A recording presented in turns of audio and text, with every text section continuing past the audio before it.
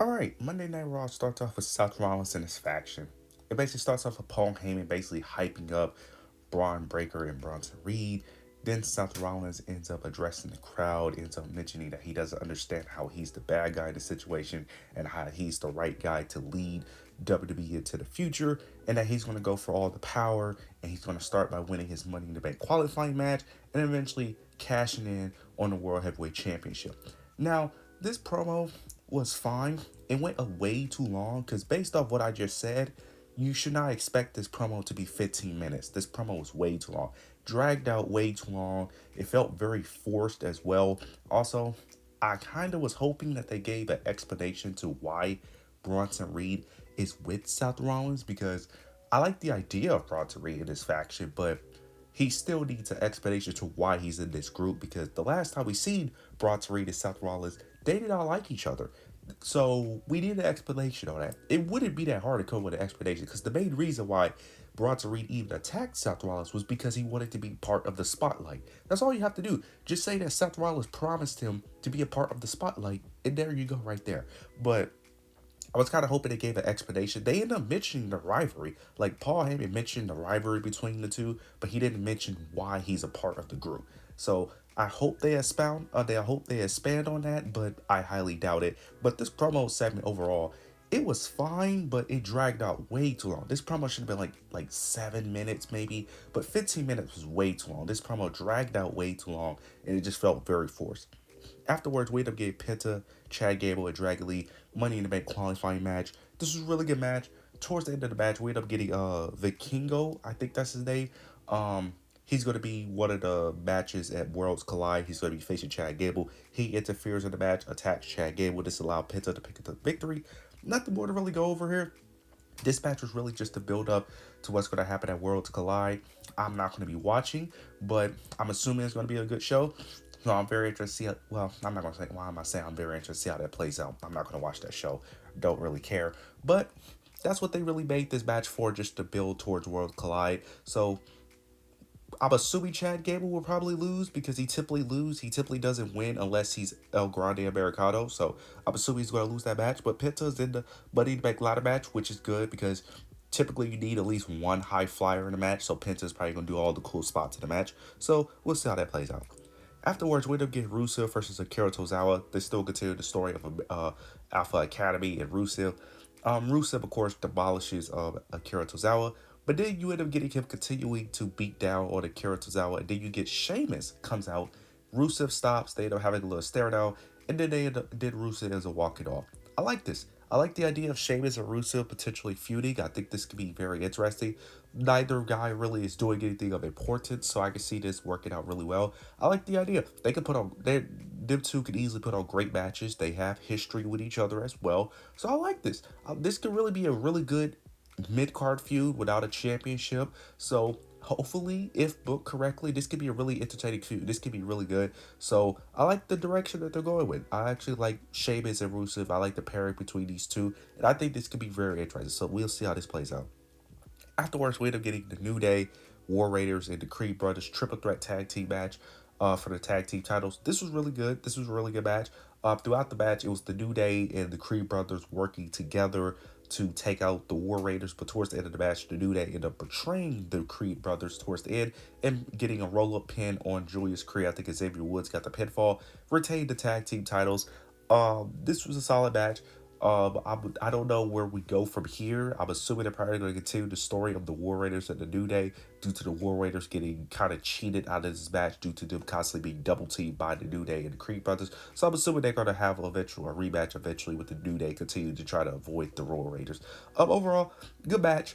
Hopefully they continue to build the Raw's tag team division because the Raw tag division is still very underwhelming, but they are improving. So they are improving, at least they are trying. So we'll see where this goes. Now we end up getting Jey Uso and Gunther. They end up cutting a promo. Sorry if I sound a little bit off.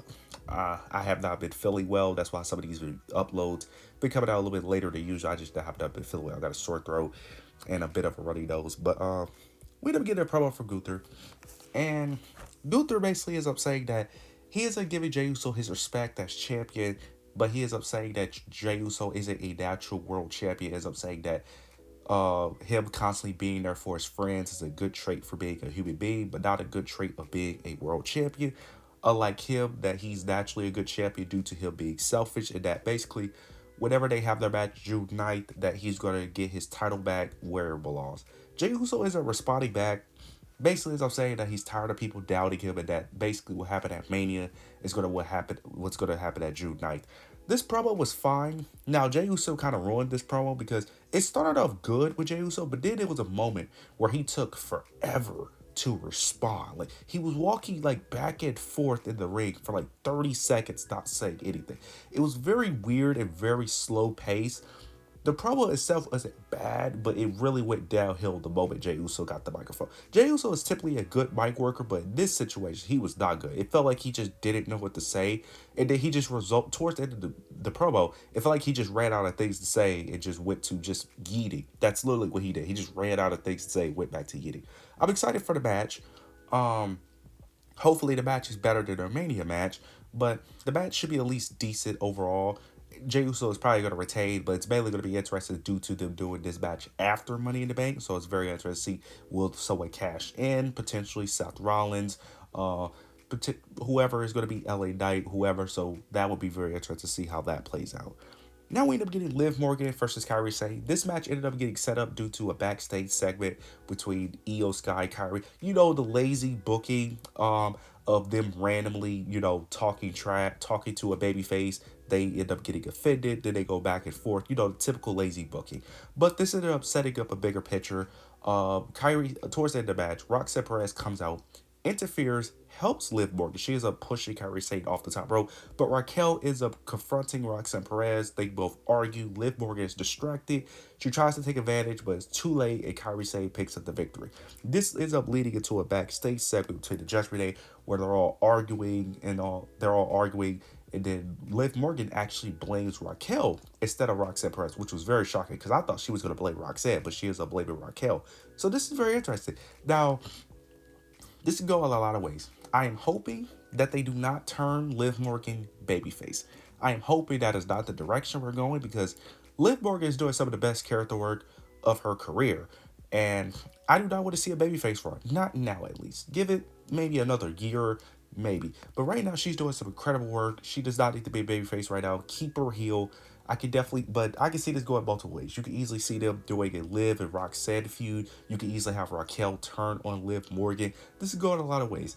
But I'm very interested to see what this Judgment Day story plays. Also, they end up doing a potential tease of Dominic turning on Liv Morgan because earlier in the show, Roxanne was like massaging Dominic's shoulder and Liv Morgan walks in on him. So they could potentially do another cheating storyline where Dominic Mysterio ends up just flip-flopping from woman to woman. So that could be interesting as well. So we'll see how that plays out. But the Judgment Day storyline is actually finally starting to get interesting. Now we end up getting Lyra Valkyria. She ends up cutting a promo.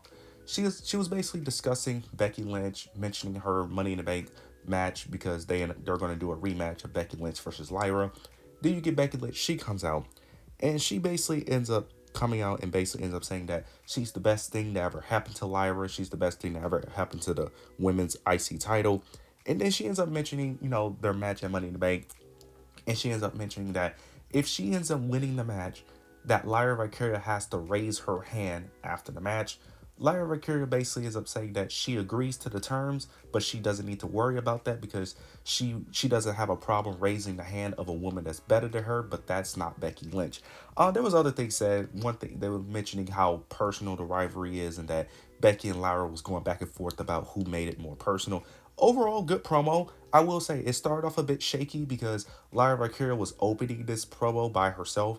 Lyra Valkyria, as a Lyra Valkyria fan, this was even a problem in NXT. She's always worked better when she's paired with another person. When she's by herself, she isn't the best. Like when she's by herself cutting a promo or doing something, she's not that great. She's okay, but she's not that great. But she's very good at bouncing off of another person.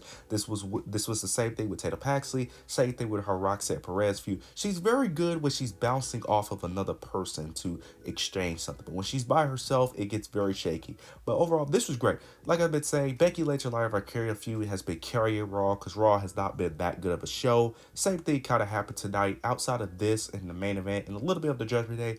Overall show has been very mid, if I'm just gonna be honest. We do get towards the main event. Sami Zayn, Finn Balor, Seth Rollins, qualifying match. This was a really good match. This was a banger of a match. But towards the end of the match, you end up getting a moment where Sami Zayn is about to pick up the victory. But you, of course, you end up getting Braun Breaker, Bronson Reed. They interfere. Jey Uso then comes out trying to even the odds. But, of course, he gets overthrown and taken out by Braun Breaker. Then you end up getting Dominic Mysterio. He comes out, throws in a steel chair, and that ends up, of course, we already know how this goes with Finn Balor. Of course, he's in the ring. He throws the steel chair, and Finn Balor, of course, gets curb stomped on the steel chair. I swear, this is like the fifth time I have seen Finn Balor get curb stomped on an item by Dominic Mysterio. I swear, it happened. I know they did it with the briefcase.